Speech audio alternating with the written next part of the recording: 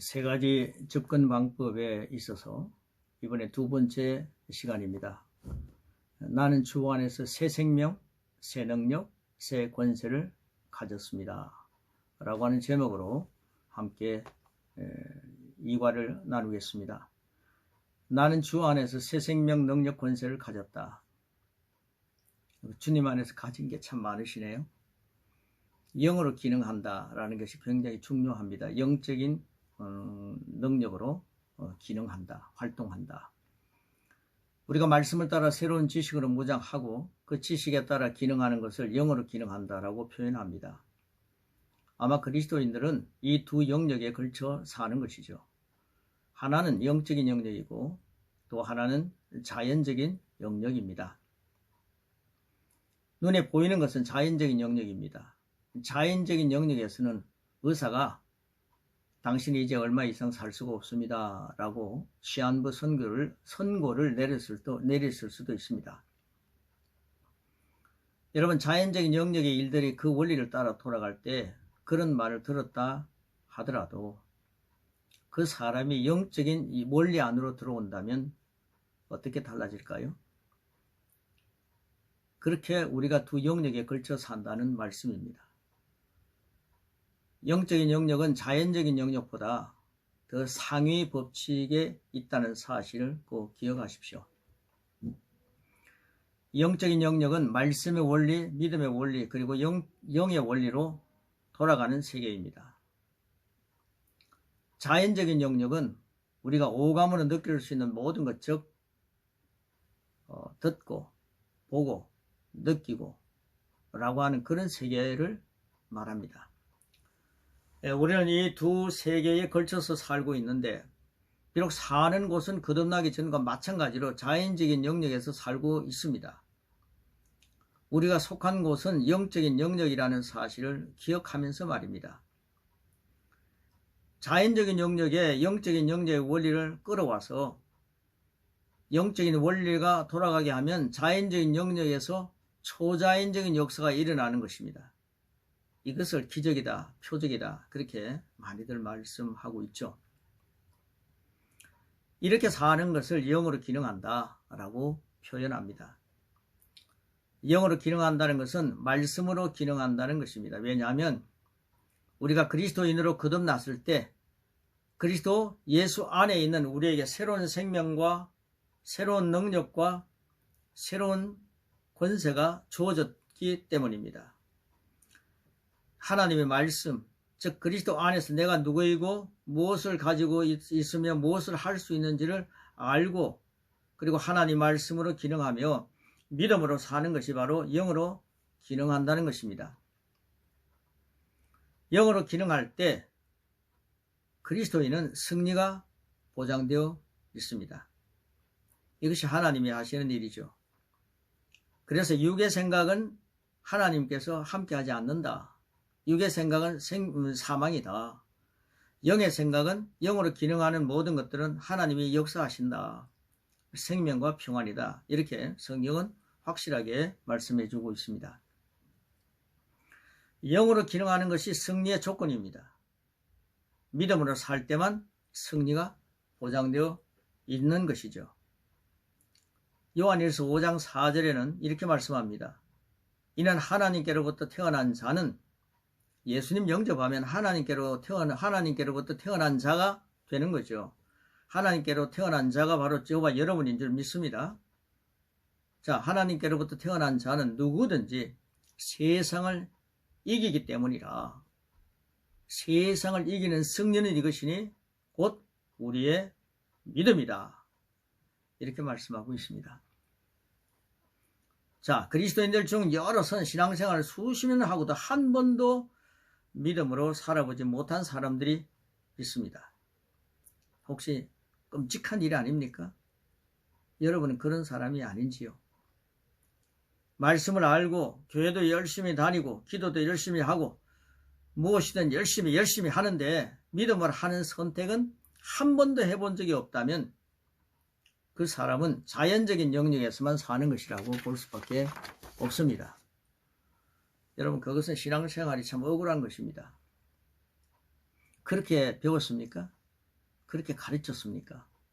이 세 가지 접근 방법을 통해서 우리가 크나큰 놀라운 변화가 있고 거룩한 도전이 있어야 합니다.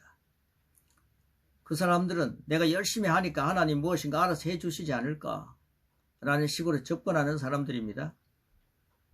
그런데 반대로 어떤 상황이 벌어질 때 믿음으로 기능하고 하나님 말씀으로 기능하는 사람들이 있습니다. 자, 예를 들어서 보겠습니다. 몸이 다쳤습니다. 당연히 자연적인 영역에서는 의사의 말을 따라야 합니다. 저 의사나 그 약을 저는 나쁘다고 얘기하지 않습니다. 저도 의사를 찾아가기도 하고 약을 먹기도 합니다. 자, 의사는 자연적인 영역의 치유 분야에서 최고의 권위자라는 사실을 우리는 알고 있습니다. 그의 말은 최고의 권위를 가지고 있습니다. 그 말을 따르는 것은 자연적인 영역에서 당연히 할 수 있는 일입니다.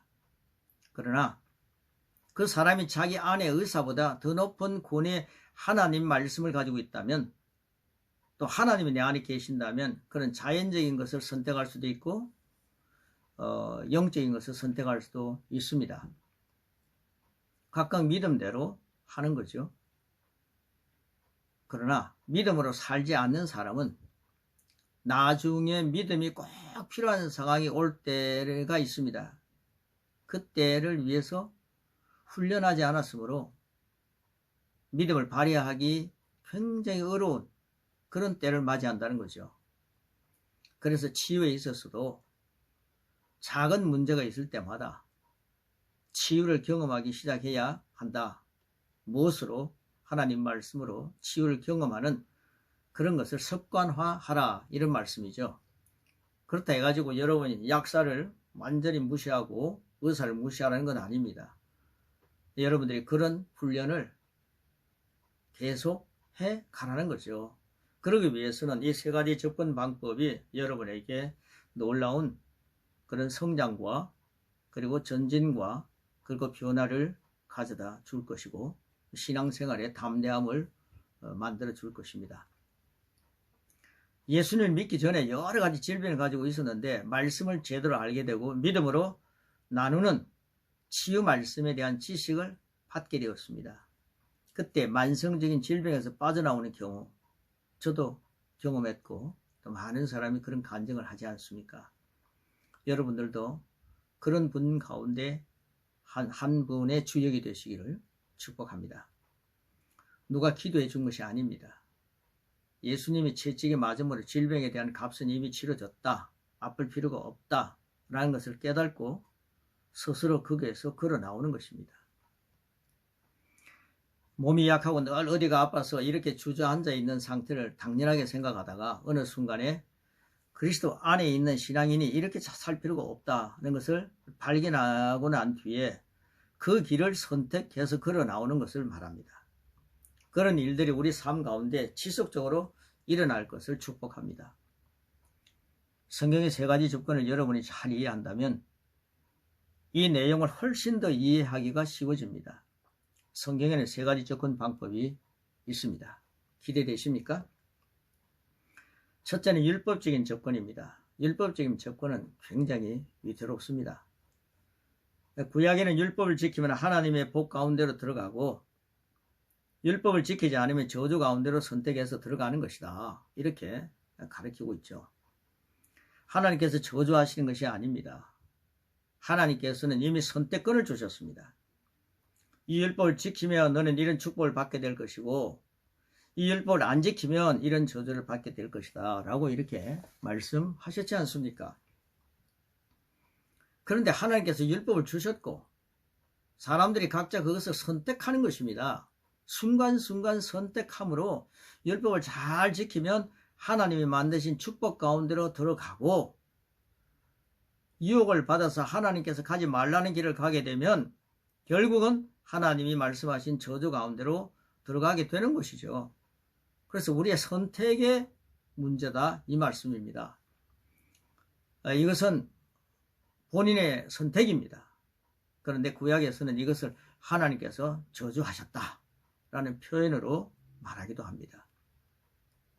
정확하게 말하자면 하나님께서 일부러 저주하신 것이 아니라 복과 저주 중에 본인이 저주를 선택하여 그 결과로 저주를 받고 있다는 것이죠. 여러분 어떻게 생각하십니까? 성경 그렇게 말하고 있지 않습니까? 이 세상의 모든 종교는 이렇게 접근합니다. 세상의 많은 종교, 이방 종교, 우상 숭배는 종교도 이렇게 접근합니다. 굉장히 능력이 있던 어떤 존재가 있다. 생사화복을 주관하는 어떤 신적 존재가 있던데 내가 그에게 정성을 다하고 열심을 다해서 공을 세우면 좋게 보이면 내게 더 좋은 것을 줄 것이다 라고 하는 그런 믿는 것, 믿음입니다. 그것이 우리가 특별히 배우지 않아도 여러분 인간이요 자연스럽게 어려서부터 보아온 접근입니다. 자, 예수님 영접했습니다.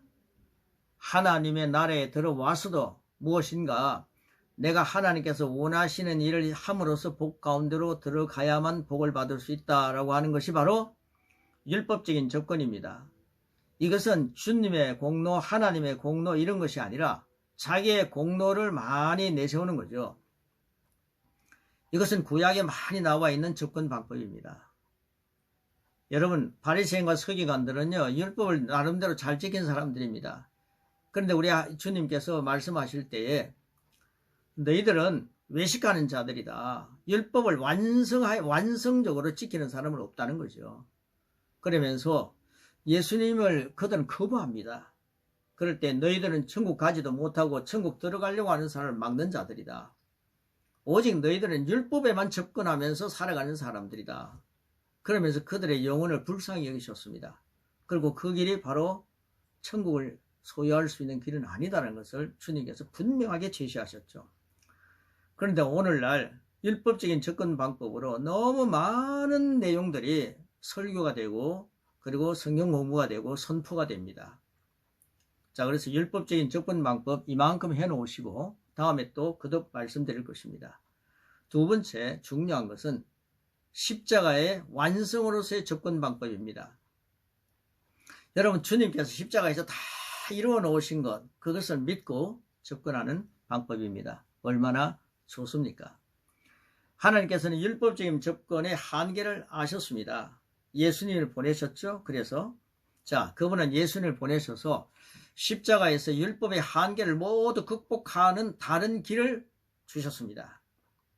자, 그것은 바로 예수 그리스도라고 하는 길입니다. 율법이 아니라 이제 예수님을 믿음으로 모든 율법의 한계를 극복할 수 있는 그런 세계를 제시하신 것입니다. 예수님이 십자가에서 우리의 모든 저주를 감당하셨습니다. 다 가져가셨다라고 말씀하시죠. 자, 믿습니까? 그래서 우리는 이제 더 이상 율법적으로 접근할 이유가 없어졌고 예수 그리스도를 믿는다면 모든 저주를 감당하신 그분의 혜택 안에서 살게 되는 것입니다. 첫 번째 접근이 율법적인 접근이라면 두 번째 접근은 기독인으로서 정말 가까이 갈 수 있는 기독인으로서의 삶을 살아가는 그런 놀라운 방법이죠. 십자가 완성의 접근입니다. 여기서 필요한 것은 십자가 완성으로서의 접근에서는 믿음뿐입니다. 오직 믿음, 오직 십자가만을 믿는 것, 오직 주의 보혈의 역사를 믿는 것, 오직 믿음입니다. 얼마나 중요합니까? 그것이 바로 기본이 되어야 합니다.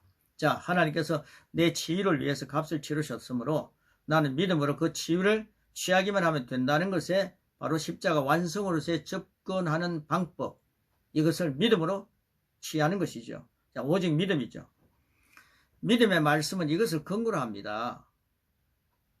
예수님께서 채찍에 맞으셨다. 그것으로 인하여서 나는 나았다.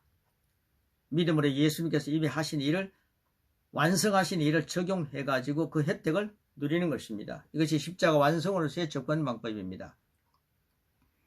또 한편 예수님께서 가난하게 되신 것은 나를 부유하게 하시기 위해서이다. 너는 부유할 권리가 있다. 그러므로 네가 네 믿음으로 그 부유를 취해라. 믿음으로 부유함을 취하라. 이것이 바로 두 번째 접근 방법입니다. 여기서 요구되는 것은 오직 믿음입니다. 나의 행함이 아니라 믿음입니다. 그런데 믿음은 행동으로 옮겨져야 되지 않습니까? 이 말씀을 3과에서 함께 나누도록 하겠습니다. 자, 오늘 2과를 마무리하면서 우리 함께 선포해 보겠습니다. 선포하겠습니다. 나는 부유한 자입니다. 나는 하나님의 생명을 가지고 살아갑니다. 나는 건강한 자입니다. 나는 예수님의 채찍에 맞음으로 나는 나은 자입니다. 나는 그것을 믿습니다. 나는 십자가의 완성으로 접근하는 방법을 사랑합니다. 이것이 오늘 십자가의 완성으로서 우리에게 주어지는 그런 말씀을 접근하는 방법, 이 내용을 함께 나누었습니다. 3과에서 여러분 함께 만나도록 하겠습니다.